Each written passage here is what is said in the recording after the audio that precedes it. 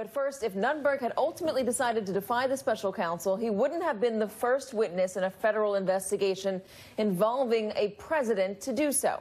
In 1996, former Clinton business partner Susan McDougal was jailed after refusing to answer questions about the Clintons before a grand jury. At that time, the special prosecutor was Kenneth Starr, and the investigation was whitewater.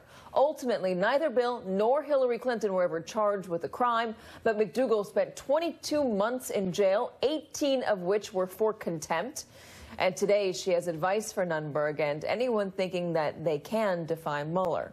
Susan McDougal joins me now. She, again, offered advice to Nunberg in the Washington Post. I'm also joined by Miriam Rocah, a former federal prosecutor and former assistant U.S. attorney in the Southern District of New York. She's worked alongside some of the members of Robert Mueller's team in the past. Susan, I want to start with you. You gave this advice to Sam. You say you're not going to save anybody, but you also say that you would not have done anything differently. Before you answer, let me just mention what's happening on the left-hand side of our screen. Donald Trump is welcoming the Prime Minister of Sweden. They're going to talk in the Oval Office for a little while. We know the drill here. Reporters will come in. They'll shout a question or two at the two of them. We'll see if Donald Trump answers. And then a little bit later, in the 3 o'clock hour, he's going to be taking questions from reporters in a formal setting in a bilateral news conference with the Swedish PM. Okay, back to Susan. You say you're not going to save anybody, but you also said you would not do anything differently. Why?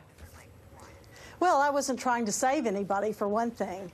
My entire stance was about the fact that they never asked me a single question. Never once. Even at the very first meeting, they had a story that they believed was true and wanted me to go with it.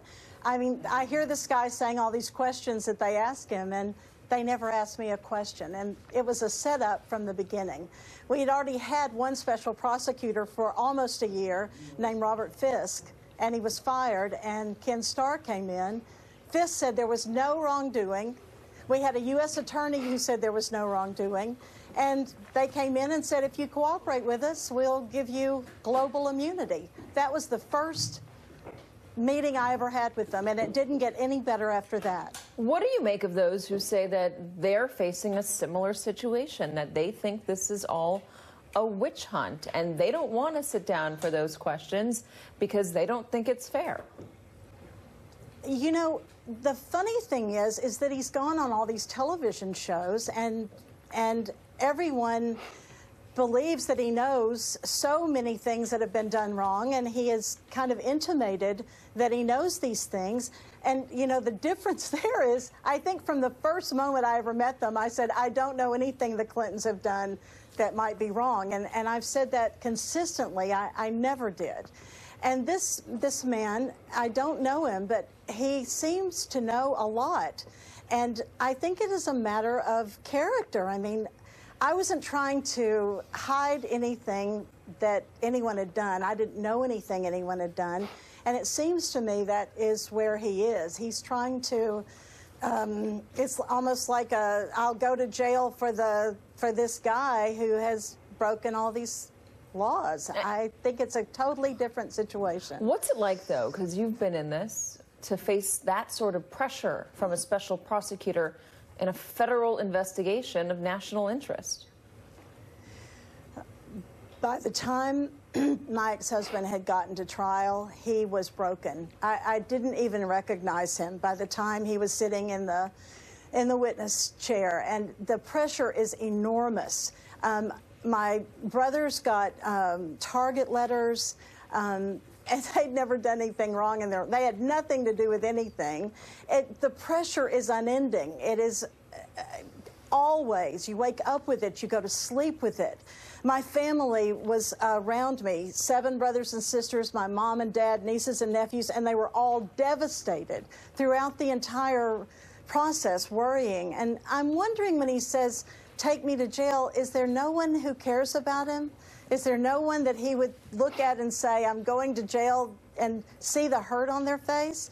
I mean, there is no way I would have covered for Bill and Hillary Clinton at the expense of my mom and dad, who were elderly at the time, and my family, who hurt so much. And I just wonder why he would think that that would be okay.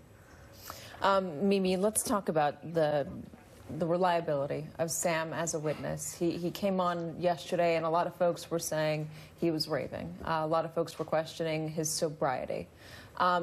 Did he damage his credibility, and is that going to affect Mueller or the grand jury? Well, to answer the question of whether he damaged his credibility, we'd have to assume that he had credibility to begin with. And my guess is Mueller sized up, and his team sized up, this man, Sam Nunberg, when he came in and they interviewed him. Because remember, they've already interviewed him. Yeah. And so this subpoena, in some ways, is, you know, it's about documents. It's about getting documents from him. Why do they want documents? Because they want to verify what he's told them. They're not going to base their case on him, whatever their case may be, whatever, you know, aspects of the case he's relevant to. They're not going to base everything on him. He's going to be one piece of it, and it probably fits in with a puzzle that we're starting to see and the other pieces. So that's the way. It doesn't matter if him, you know, standing alone is believable. It's whether he, with other people, and the documents are. You know folks that are working on this. You know folks on Mueller's team. How are they going to react to that performance yesterday? I don't think they're going to be happy about it. They're not going to like the fact, first of all, that someone who is a potential witness is out there talking so frequently and outspokenly to the press. And also, you know, they're not going to like having him thumb his nose at them. To the extent that there was any way for him to negotiate, you know, his way, not out of the subpoena, but to narrow it, to get himself more time, it's going to be harder for him to do that now because he's provoked them. Susan talks about feeling like the special prosecutor in the Clinton case had an agenda, and they were just looking for her to use whatever she might say to further their agenda. Sam believes a similar thing. He thinks they have an agenda on Roger Stone, and they want to set Roger Stone up using him. Given what he said yesterday, does that help Roger Stone? Does it hurt Roger Stone? Is there any credence to this idea that Sam, I mean, is it okay for, I don't know, what's the question? If he feels that way, can anybody point to him and say, I believe him the way that I believe Susan?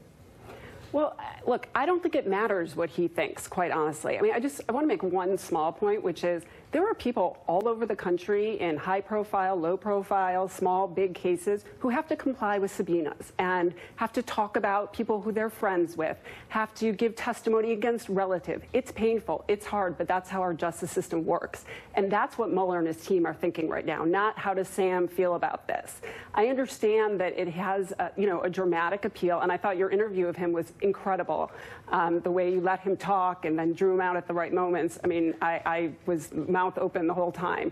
And I'm not saying he shouldn't have been interviewed or shouldn't have talked, but in terms of what they're doing in a prosecution, they've interviewed him already. They're going to get documents.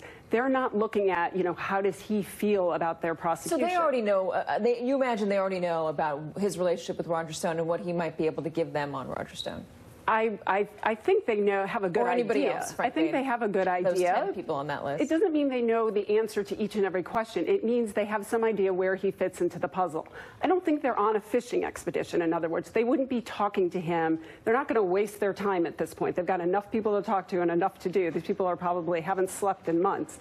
So they're going to talk to him if they think it's worthwhile. It doesn't mean they know the answer to every question, but they know that it's worth speaking to him. I will say this, in talking to other people who have been interviewed, they've said specifically that this is not a fishing expedition, that the Mueller team knows much more than you expect them to when you walk in the door. Yeah. Ladies, thank you very much. Susan McDougal and Miriam Rocah. Mimi, good to see you. Thank you.